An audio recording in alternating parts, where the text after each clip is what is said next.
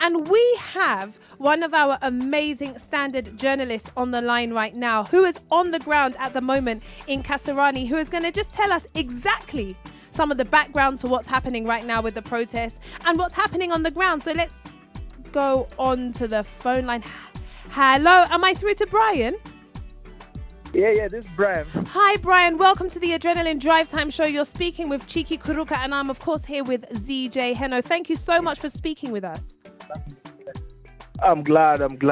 How are you? I'm fine, thank you. Brian, tell us what's happening with this situation with the protests on the ground near the Kasarani area.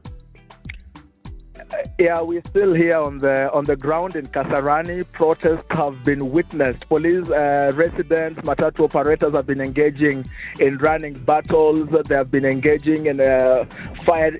Police having to use tear gas to disperse the crowd for the last 3 days. Today, we've seen very little of police presence until about 5 minutes ago when Nairobi Senator Johnson Sakaja made his way here with being escorted by police to try and talk citizens into clearing the road for vehicles to pass.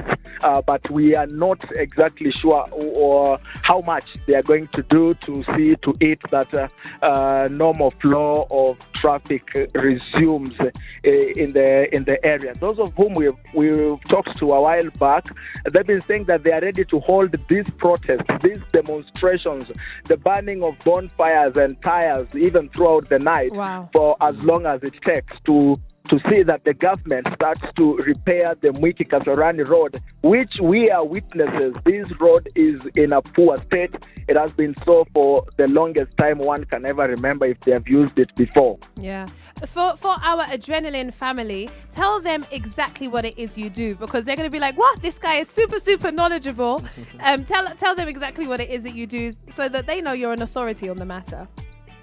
Oh, yeah, I do crime and investigations for KTN News and for KTN Home, our sister station. Brilliant. And that's why the reason exactly I actually was deployed for this story is because there were those allegations of police shootings and brutality that was witnessed yesterday, and we can now confirm that actually one person has been killed or was killed yesterday by a bullet, which police now refute that it wasn't from any of their guns, but they agree that one person was shot dead. We've just spoken to another victim who was again shot, but survived by a whisker. And right now, the situation has changed because the road has been cleared for a few minutes after Nairobi Senator Johnson Sakaja made his way here. But it seems like some few number of youths have formed a cartel government.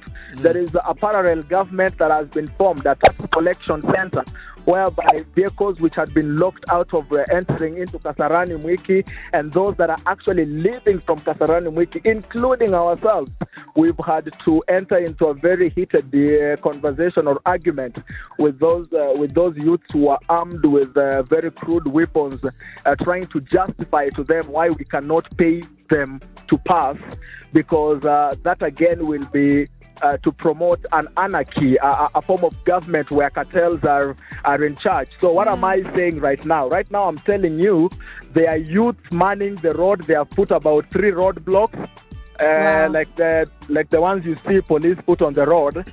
They have put roadblocks and they are actually collecting tax. They are collecting money from Wana collect pale ushuru, my friend. The boys are there. I've talked to a colleague of mine, Franklin Wala, on the desk, has just spoken to OCPD Kasarani. OCPD Kasarani. We've just spoken to the OCPD Kasarani to just alert him about that unfortunate development, because we feel like it's not even right to have a parallel tax collection. There's nothing that justifies anyone in a free country like ours for people to pay for them to move around. It's not part of the protest anyway. So Brayo, maybe yes. sorry to cut you, but maybe just to clarify, kuna reports zinasema ati Kasarani police station pia imefungwa because the police were overwhelmed by the angry youths na wasalikuwa na demonstrate. Is that true? Can you confirm that from the ground? Okay, Kasarani police station has not been closed. That's a rumor, but there is a police station, an AP post. A Stanton AP post. It's right in at the thick of the skirmishes, at the thick of this entire protest. It is in the interior of Mwiki and Kasarani, and it has a few police officers. We've seen when we were told that the station had been closed. Yeah. And of course, you can't expect anyone in government or in the police ranks to tell you that indeed we have closed. They can't admit that, yeah. Yeah. We've seen very little activity there. Hata hiyo gate yao hapo imefungwa. Inaitwa Santon AP Post. That gate is closed, and we haven't been able to spot anyone. Apart from early in the day, we saw officers known to us who are part of the DCI. Maybe wakijaribu tu kufanya ile inatongaje ile kusorora investigation tu kuangalia kufanya ile udadisi kujua intelligence inakaje kwa ground. Okay. Ndio wajue watu wanafikiriaje, who is thinking of stealing from who. And talking about stealing, by the way, I think people have this way of taking advantage of a good cause. Yeah. So you've got the thugs coming in and now stealing from these innocent protesters. Yeah. Because we've witnessed people snatching phones from people passing by. We've seen ladies having a difficult time passing around that place. If motor vehicles are not being stopped, they are being threatened with being stoned. Those are motorists. Goodness, it sounds like a war zone. It's not exactly a war zone because you wouldn't realize it. There's nothing much going on the ground. This is a secret cartel that has formed itself inside the protest. You get? Yeah. People who take advantage of a cause. People who take advantage of what's going on. Let me ask you. So what next? So all of this is happening. Where can we see the resolution? Now they have said they will wait for the government to actually start. Hata wanangoja tu waone zinaitwaje hizi vitu. They're just waiting. Bulldozers, nini. Yes, hizo mastuff. Yeah. They're just waiting for them wazione zimekuja, zimeanza kuchimba hiyo road. Ndo ache. They will be back on the road and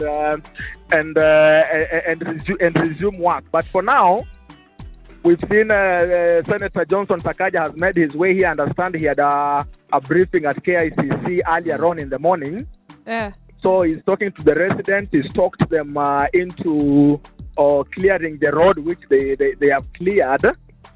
But after clearing the road, kutoa hizo mawe, actually walikuwa wamwaga takataka kwa barabara. Now that's another cartel, let me tell you. Let me ask you a quick question because we really have to wrap up now.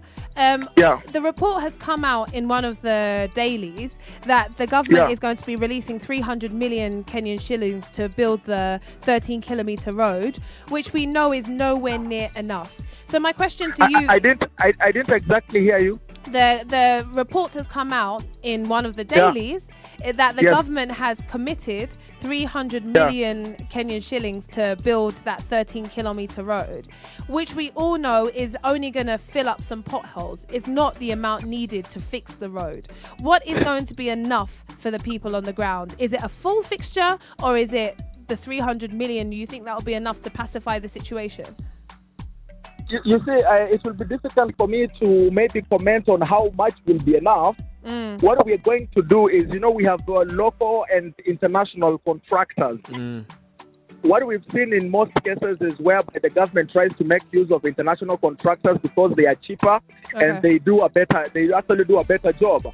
What we've seen with the Kasarani Mwiki and most of other roads is that contracts are given to local contractors, and within 2 or 3 days, the roads are back to their normal state. They are dilapidated again, and they just choose what to do.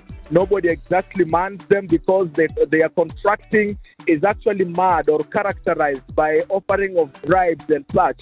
So we are going to see how much that money is going to do. Okay.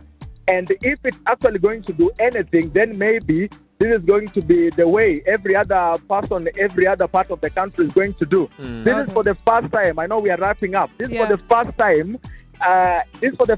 We've seen a matatu strike lasting more than a day or at least two. Yeah. Complete shutdown of transport. Yeah. So if it helps the citizens of this area in any way, then it means theirs would have been a good cause, and maybe we will see other people elsewhere trying to borrow the same type of action from the people here. Brian, in a word, is it over? What's your predictions? Is it going to be overwhelmingly a positive outcome or overwhelmingly negative? Yes or no? Positive, yes or no? Or positive what? Do you think it's going to be an overwhelmingly positive outcome or not? This strike, this demonstration. It is going to be a positive outcome. Sour. It is going to be a positive outcome. Thank you very much, Brian. We really appreciate the time that you've taken with us today, and have a brilliant day. Thank you. Thank you. Goodness me, that was phenomenal. He is so knowledgeable about what's happening on the ground. Yeah. Adrenaline Famalam, do not touch that dial. We still have some brilliant experts to talk to, and we have some people who are protesting on the ground that we're going to be speaking to as well. So you are tuned into the correct station today. It is 104.5 FM.